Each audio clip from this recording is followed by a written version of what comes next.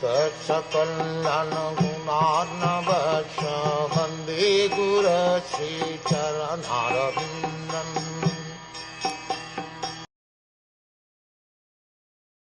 O Creator of the universe, you are our Mother, well-wisher, Lord, Father, spiritual Master, and worshipable deity. By following in your footsteps, we have become successful in every respect. We pray, therefore, that you continue to bless us with your mercy. The all-good personality of Godhead, being the creator of the universe, also plans for the good of all good living beings. The good living beings are advised by the Lord to follow his good advice, and by doing so they become successful in all spheres of life. There is no need to worship any deity but the Lord.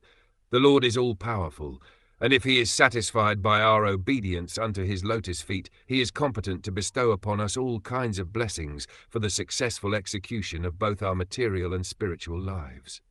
For attaining spiritual existence, the human form is a chance for all to understand our eternal relation with God. Our relation with him is eternal.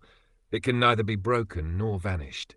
It may be forgotten for the time being, but it can be revived also by the grace of the Lord, if we follow his injunctions, which are revealed in the scriptures of all times and all places.